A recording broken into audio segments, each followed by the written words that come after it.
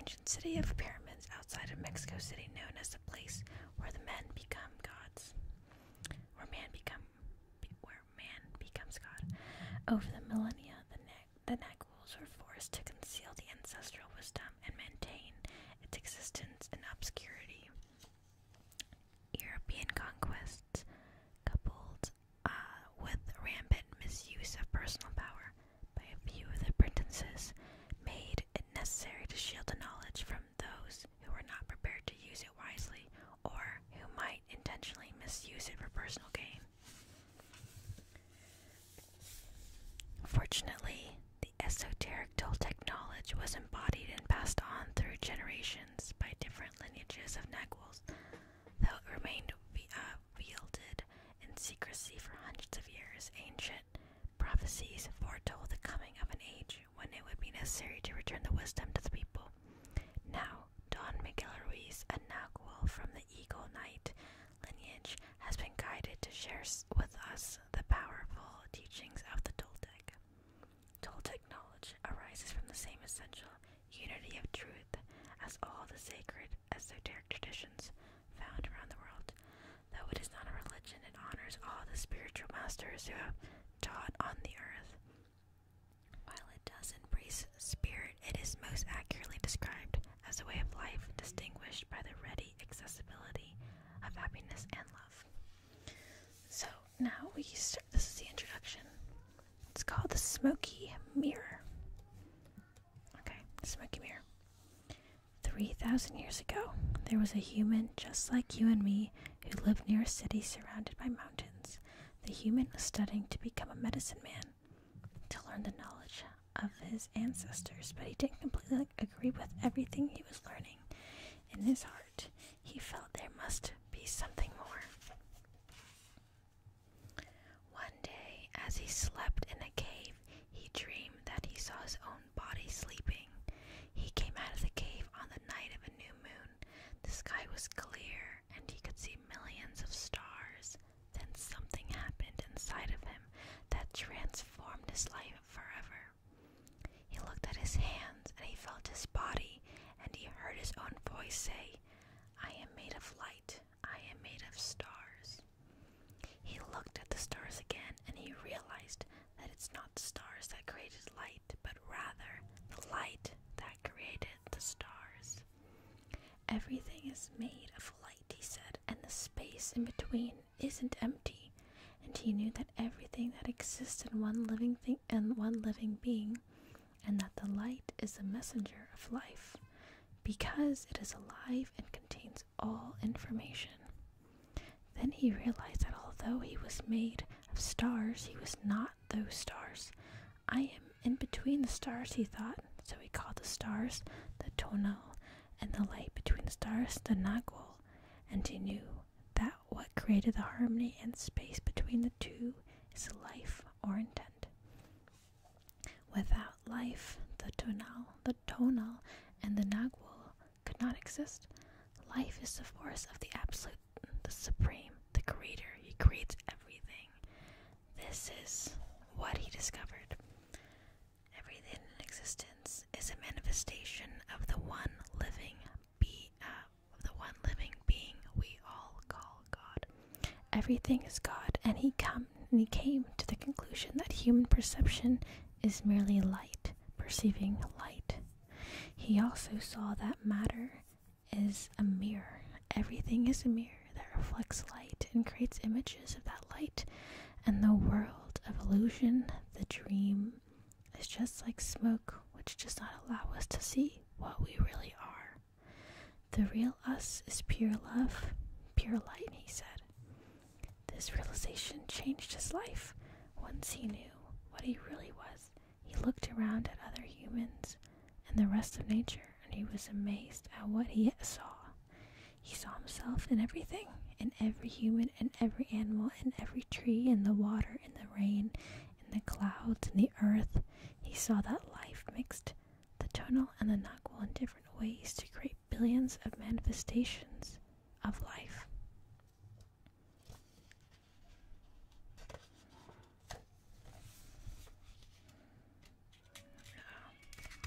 Okay. in those few moments, he comprehended everything. He was very excited, and his heart was filled with peace. He could hardly wait to tell his people what he had discovered, but there were no words to explain it. He tried to tell the others, but they could not understand. They could see that he had changed, that something beautiful was radiating from his eyes and in his voice. They noticed that he no longer had judgment about anything or anyone. He was no longer like anyone else. He could understand understand everyone very well, but no one could understand him. They believed that he was incarnation of God, and he smiled when he heard this, and he said, "It is true, I am God, but you are also God. We are the same, you and I. We are images of light. We are God." But still the people didn't understand him. He had discovered that he was a mirror for the rest of the people, a mirror in which he could see himself. "Everyone is a mirror," he said. He saw himself in everyone, but nobody saw him as themselves. And he realized that everyone was dreaming, but without awareness, without knowing what they really are. They couldn't see him as themselves because there was a wall of fog or smoke between the mirrors, and the wall of fog was made by interpretation of images of light, the dream of humans. Then he knew that he would soon forget all that he had learned. He wanted to remember all the visions he had had, so he decided to call himself the smoky mirror, so that he would always know that matter is a mirror, and the smoke in between is what keeps us from knowing what we are. He said, "I am the smoky mirror because I am looking at myself in all of you, but we don't recognize each other because of the smoke in between us. That smoke is the dream, and the mirror is you, the dreamer." Okay, that was, oh gosh, this is a long chapter. I don't know if I can fit everything in this video. It's already 9 minutes long. Okay, let's go for it.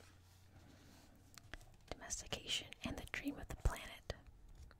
What you are seeing and hearing right now is nothing but a dream. You are dreaming right now in this moment. You are dreaming with the brain awake. Dreaming is the main function of the mind, and the mind dreams 24 hours a day. It dreams when the brain is awake, and it also dreams when the brain is asleep. The difference is that when the brain is awake, there is a material frame that makes us perceive things in a linear way. When we go to sleep, we do not have that frame, and the dream has a tendency to change constantly. Humans are dreaming all the time because we were born, the humans before us created a big outside dream that we all call society's dream, or the dream of the planet. The dream of the planet is a collective dream of billions of smaller personal dreams, which together create a dream of a family, a dream of a community, a dream of a city, a dream of a country, and finally, a dream of the whole humanity. The dream of the planet includes all the society's rules and beliefs, its laws, its religions, its different cultures and ways to be, its governments, schools, social events, and holidays. We were born with the capacity to learn how to dream, and the humans who lived before us teach us how to dream the way society dreams.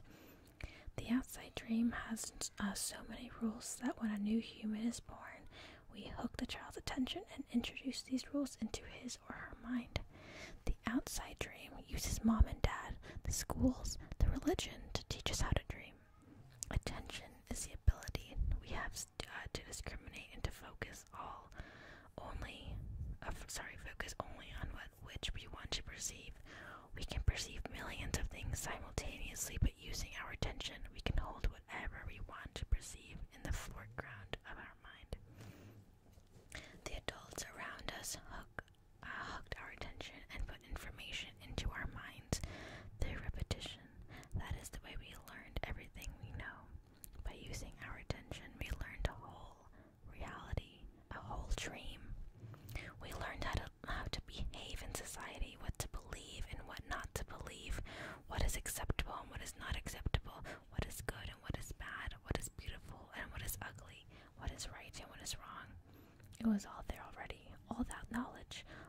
impose rules and concepts about how to behave in the world. When you were in school, you sat in a little chair and put your attention on what that teacher was teaching you. When you went to church, you put your attention on what the priest in your minister was telling you. It is the same dynamic with mom and dad, brothers and sisters. They were all trying to hook your attention. We also learn to hook the attention of other humans, and we develop a need for attention, which can become very competitive. Children compete for the attention of their parents, their teachers, their friends. Look at me, look at what I'm doing, hey, I'm here. The need for attention becomes very strong and continues into adulthood. The outside dream hooks our attention and teaches us what to believe, beginning with the language we speak. Language is the code for understanding and communication between humans. Every letter, every word in each language is an agreement. We call this page in a book. The word page is an agreement that we understand.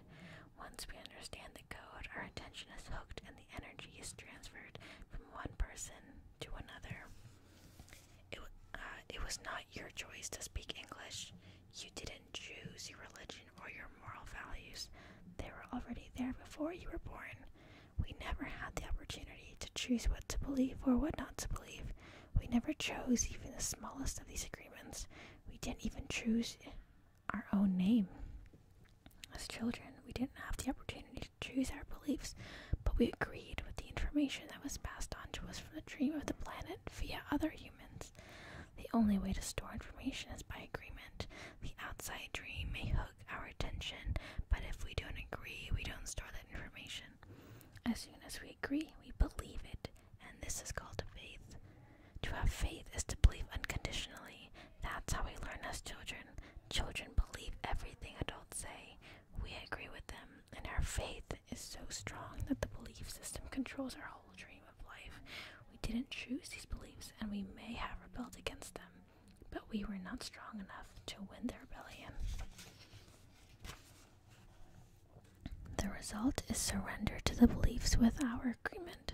I call this process the domestication of humans, and through this domestication we learn how to live, how to dream. In human domestication, the information from which the outside dream is conveyed to the inside dream, creating our whole belief system. First, the child is taught the names of things: mom, dad, milk, bottle, day by day at home, at school, at church.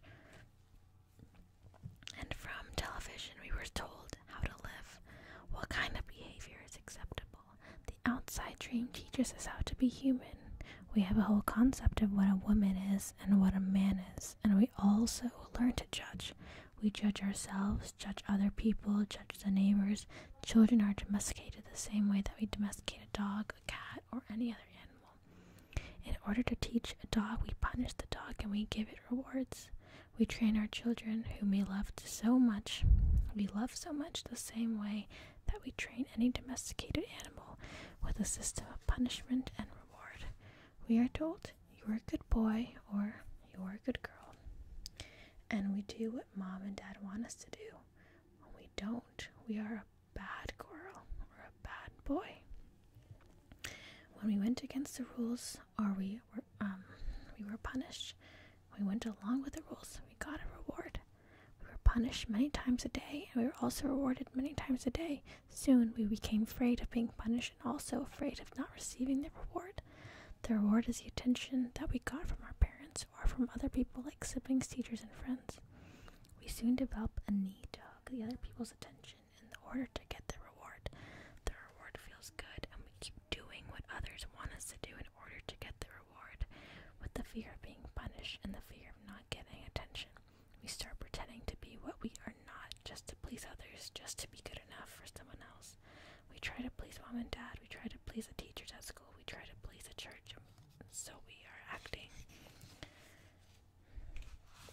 We pretend to be what we are not because we are afraid of being rejected. The fear of being rejected becomes the fear of not being good enough. Eventually we become someone that we are not. We become a copy of mama's beliefs, daddy's beliefs, society's beliefs, and religion's beliefs. All our normal tendencies are lost in the process of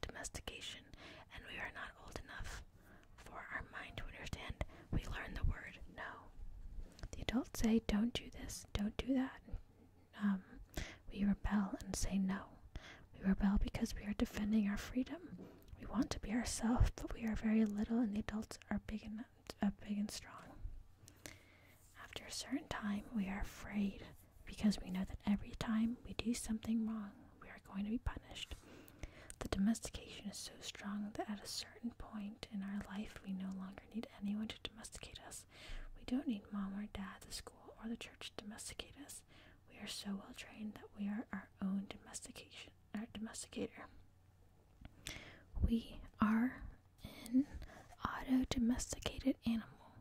We now can domesticate ourselves according to the same belief system we were given, and using the same system of punishment and reward. We punish ourselves when we don't follow the rules according to our belief system. We reward ourselves when we are the good girl or good boy or good girl. The belief system is like a book of law that rules our mind without a question. Whatever is in that book of law is our truth. We base all of our judgments according to the book of law, even if these judgments go against our own inner nature. Even moral laws like the 10 Commandments are programmed into our mind in the process of domestication.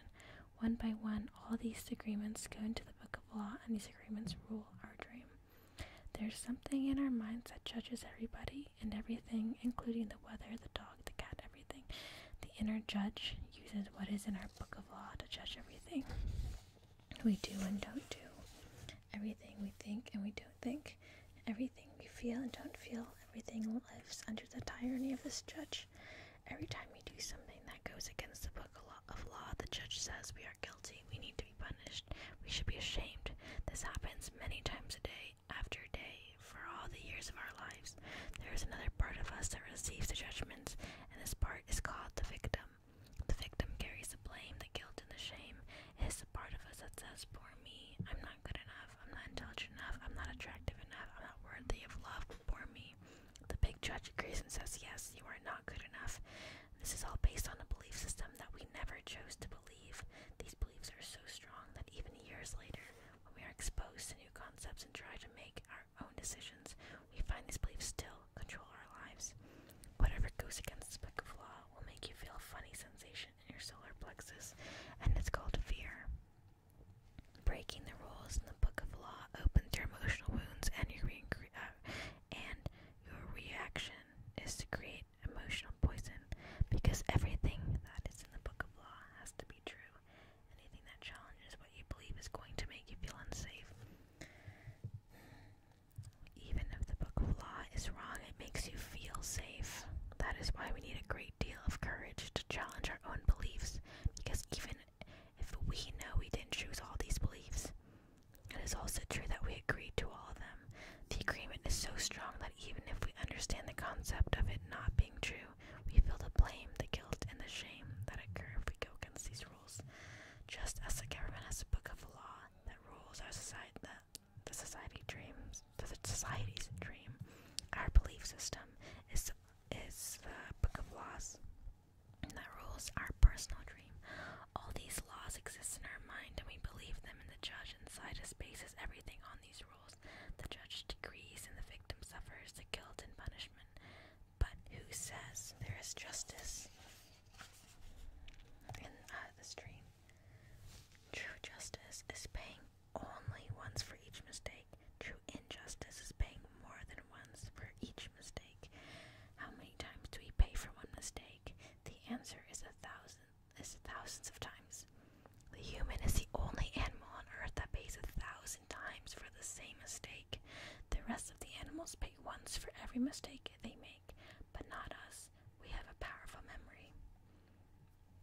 We make a mistake, we judge ourselves, we find ourselves guilty, and we punish ourselves. If justice exists, then what was enough? We don't need to do it again. Oh, then that was enough. We don't need to do it again. But every time we remember, we judge ourselves again. We are guilty again, and we punish ourselves again and again and again.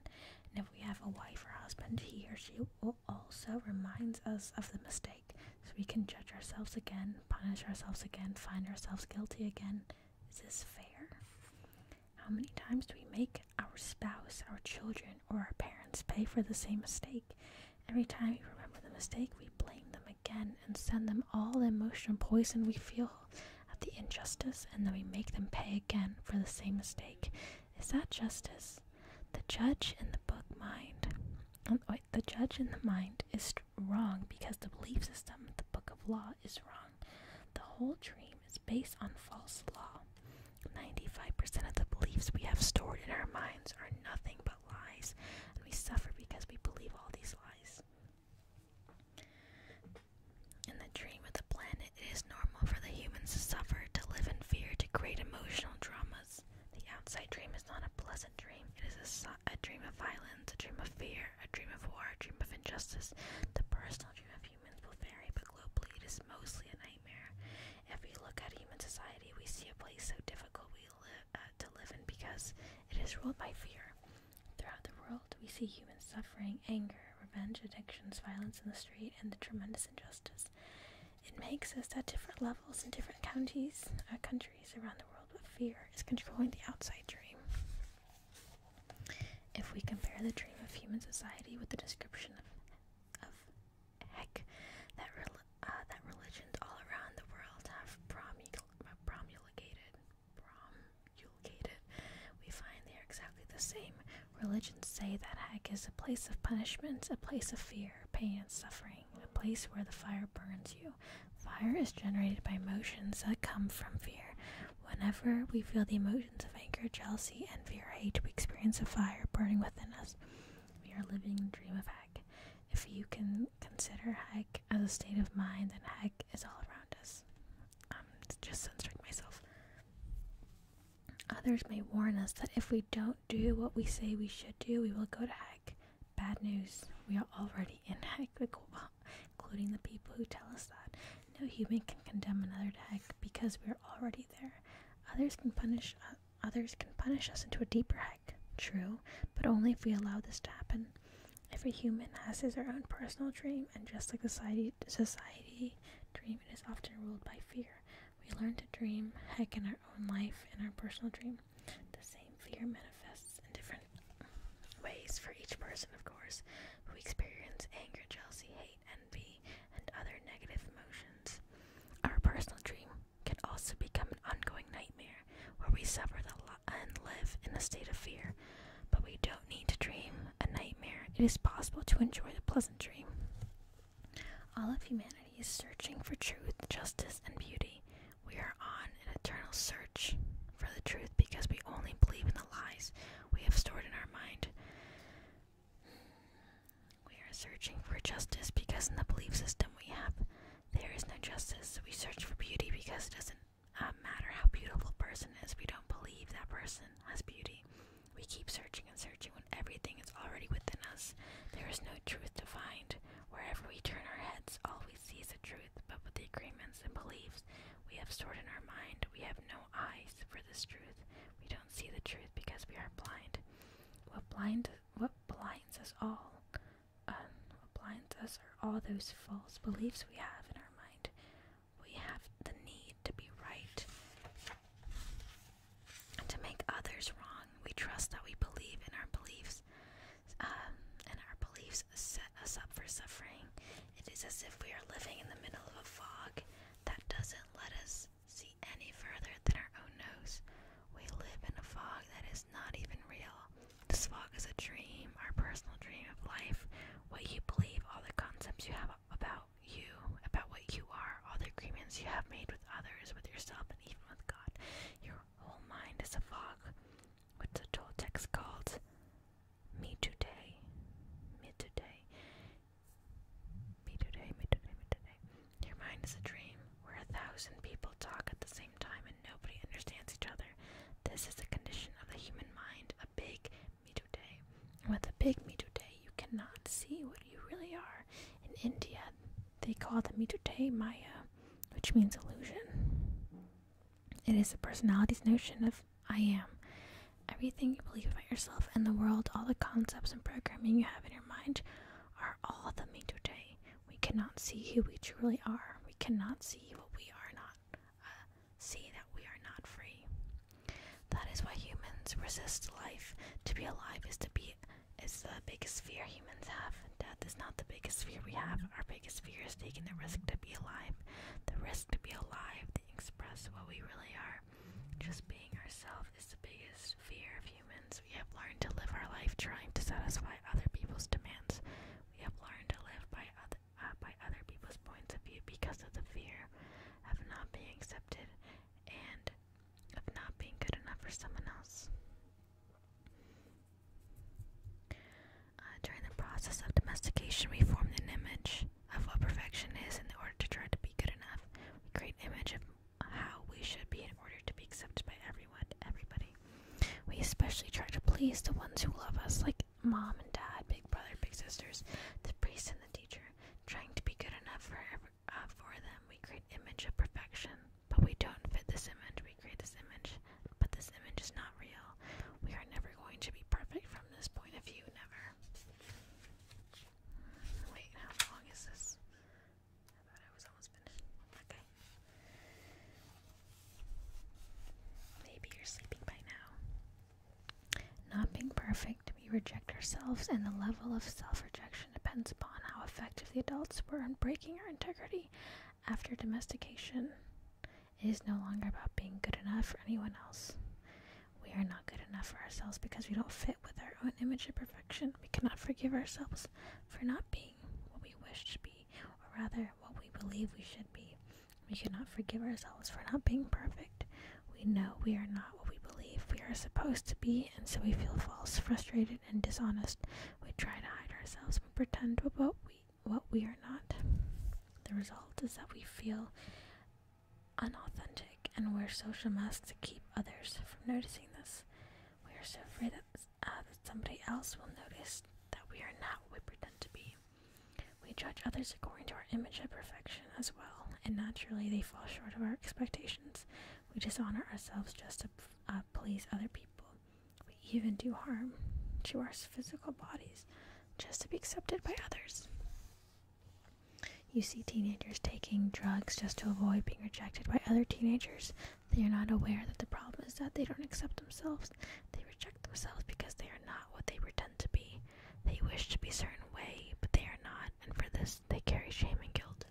Humans punish themselves endlessly for not being what they believe they should be.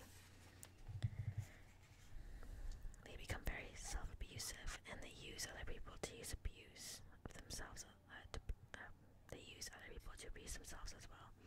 But nobody abuses us more than we abuse ourselves. And it is the judge, the victim, and the belief system that make us do this. Sorry, I keep burping. True, we find people who say their husband or wife or mother or father abuse them, but you know that we abuse ourselves much more than that. The way we judge ourselves is the worst judge that ever existed. If we make a mistake in front of people, we try to deny the mistake and cover it up. But as soon as we are alone, the judge becomes so strong, the guilt is so strong, and we feel so stupid or so bad or so unworthy.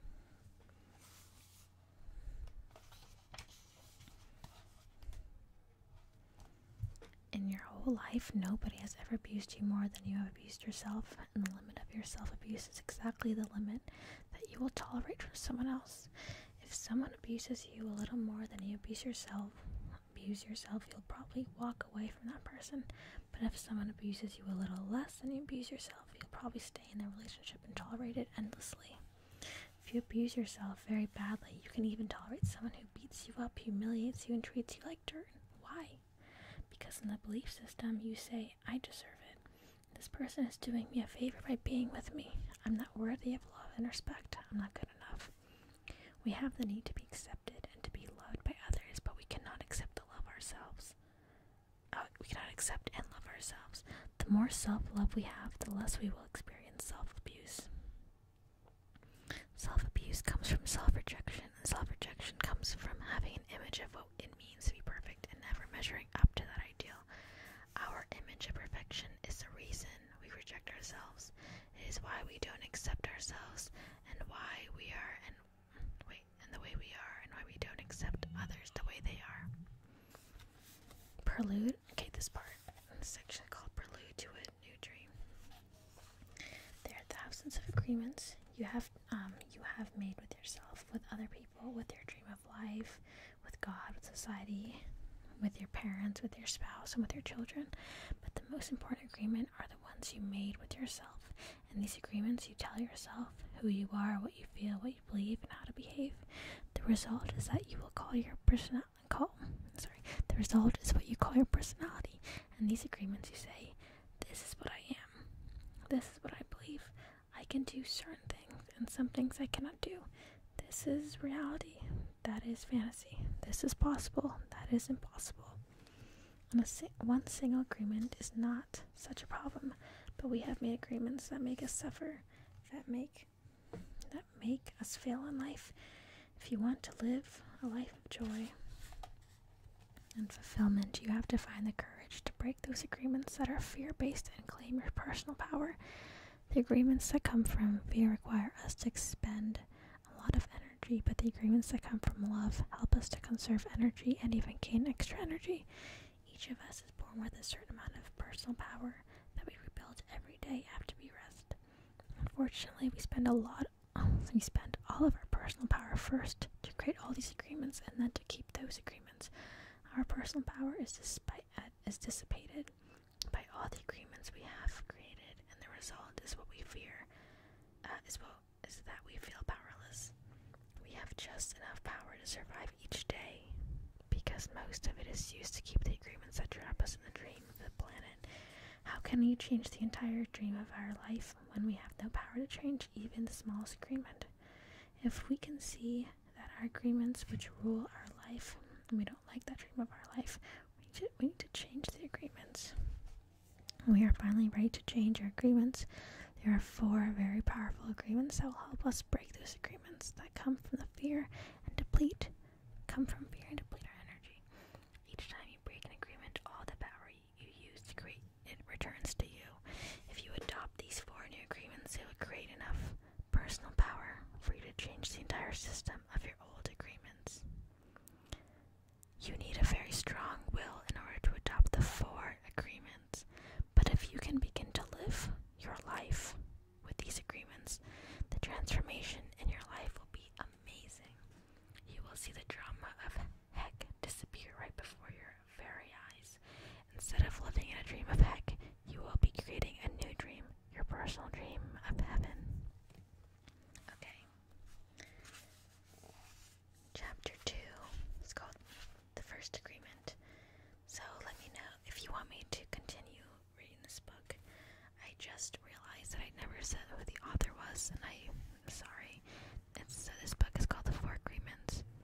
The Toltec Wisdom Book, The 4 Agreements, by Don Miguel Ruiz.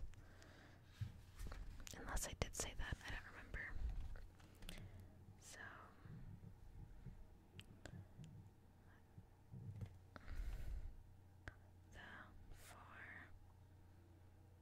I'm doing some letter tracing if you have your eyes closed. This is what I'm doing right now. Interesting. Made me really think about certain things. It's not a good sentence. Made me think deep. I don't know. I thought it was good. It was long. I expect this video to be very long, but yeah. Very thought-provoking, that's what I'm trying to say. So, hopefully you're asleep now, and hopefully I didn't breathe too much in the mic, and if I did, just maybe it's tingly for you, because I didn't wear my headphones because my hair is down and I didn't want to put it up. Also, my nephews are home today, so if you heard them, they are downstairs and they're not taking their nap. Very hyper. Okay. Let me know if you enjoyed that, and we can continue. Or I can get a new book. Whatever floats your boat.